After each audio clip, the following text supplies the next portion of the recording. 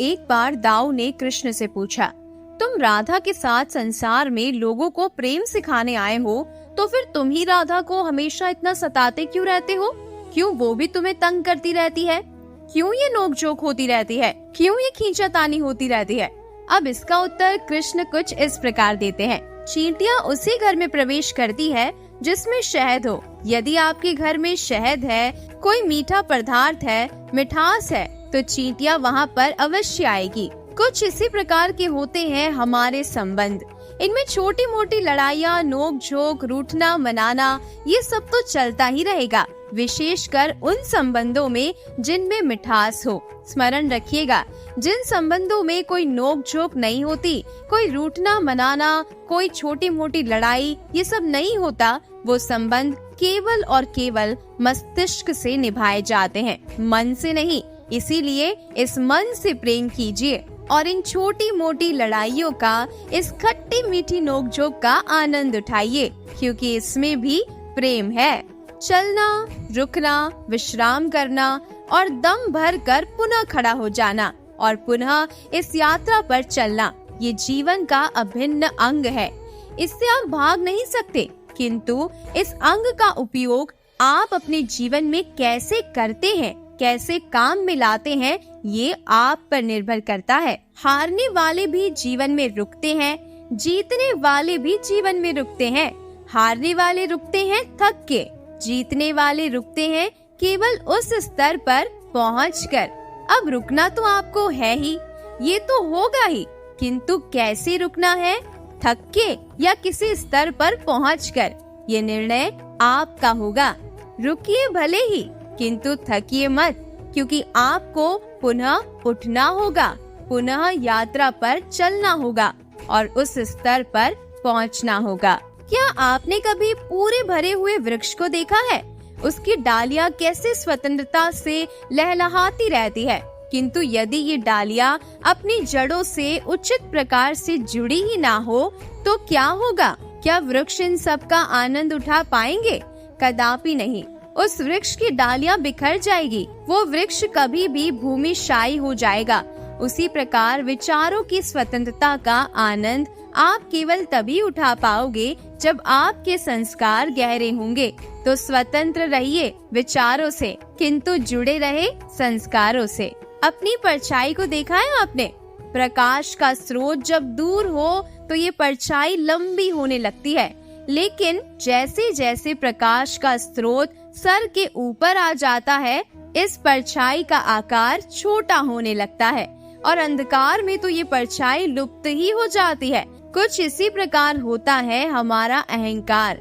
सुख के आगमन में, वैभव की उपलब्धि में ये बढ़ने लगता है, किंतु जैसे ही संकट का ताप इस पर चढ़ने लगे, ये अहंकार छोटा हो जाता है और जब संकट का अंधकार हमें चारों ओर से घेर लेता है, तब ये अहंकार परछाई की भांति लुप्त हो जाता है। तो वैसे ही आपके जीवन में संकट का आगमन आपके अहंकार का तो नाश कर ही देगा, किंतु इसके लिए संकट की प्रतीक्षा ही क्यों करनी है?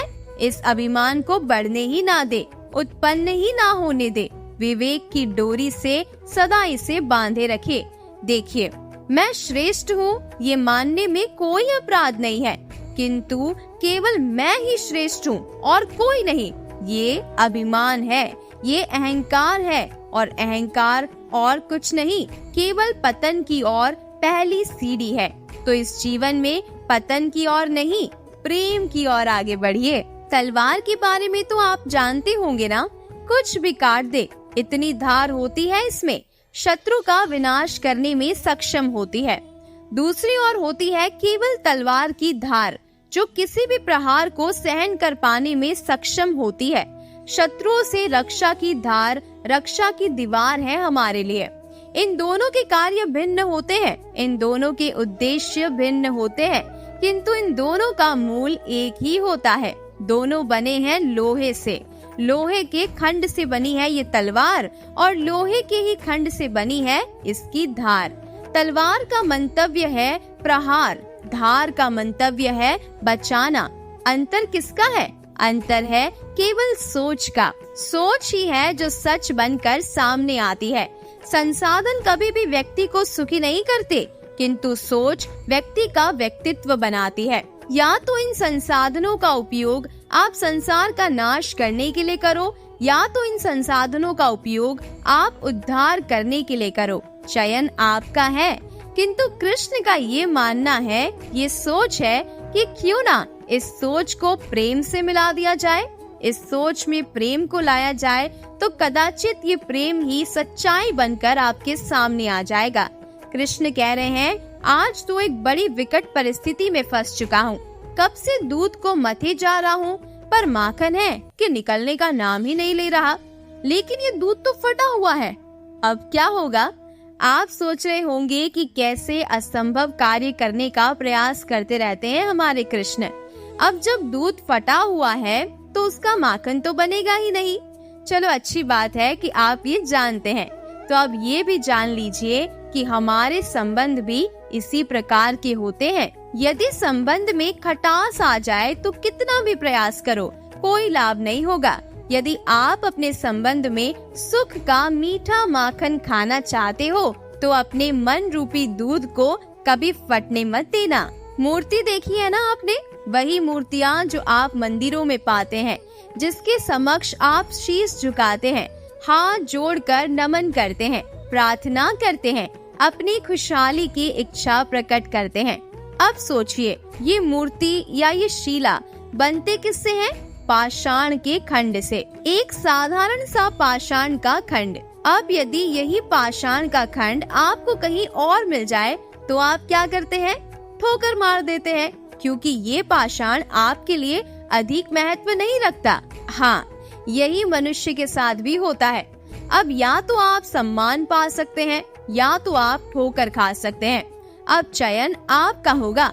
यदि आप अपने भीतर अच्छे विचार, अच्छे शुभ कर्मों को लाएंगे, कठिनाइयों का, संकटों का सामना करेंगे, स्वयं को और शक्तिशाली बनाएंगे, सदाचार की मार्ग पर चलेंगे, तो देखना आप सदैव सम्मान पाएंगे। अन्यथा ठोकर खाने का विकल्प तो आपके पास है ही। इस संसार में ऐसा कुछ भी नहीं है जो सदा के लिए बना रहेगा।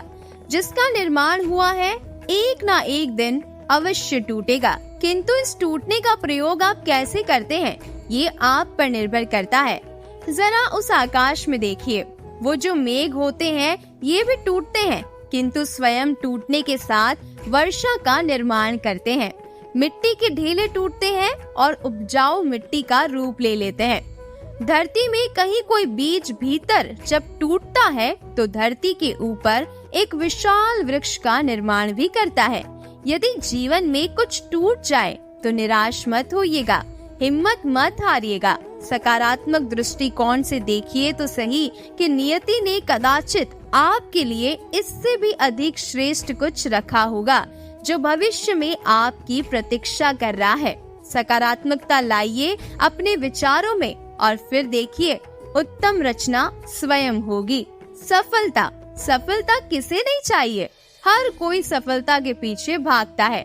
हर कोई सफलता के आने पर उत्सव मनाता है, आनंद मनाता है। किंतु यदि मैं बात करूं असफलता की तो हर कोई इससे दूर भागता है। कोई नहीं चाहता कि उसके जीवन में असफलता आए। हर कोई कामना करता है कि जीवन में कभी असफलता का सामना ना करना पड़े, और जब भी असफलता आती है तो लोग निराश हो जाते हैं, कुछ शोक में डूब जाते हैं। ऐसा क्यों? इसकी तो कोई आवश्यकता नहीं है। मैं जानता हूँ कि जो मैं कह रहा हूँ वो कठिन है, पर जरा सोचिए, बिना असफलता के सफलता का आनंद ही क्या? जब तक दिन भर धूप में खड़े नहीं रहोगे, तपोगे नहीं, तब तक सांझ का आनंद कैसे लोगे? उसका महत्व कैसे जान पाओगे? यही होता है सफलता और असफलता में। सफलता पाने के लिए असफलता बहुत ही महत्वपूर्ण होती है। समस्या तब आरंभ होती है जब हम केवल सफलता और आनंद के लिए सज्ज रहते हैं, कठिनाइयों के लिए नहीं, असफलता के लिए नहीं, और सफलता का सामना करने के लिए स्वयं को प्रशिक्षित नहीं कर पाते। एक साधारण सी बात है जो आपको आज आत्मसात करनी है, जिससे हम दूर भागते हैं। उस हार का सामना करना सीख लीजिए। बस देख लीजिएगा आप स्वयं जीत जाएंगे।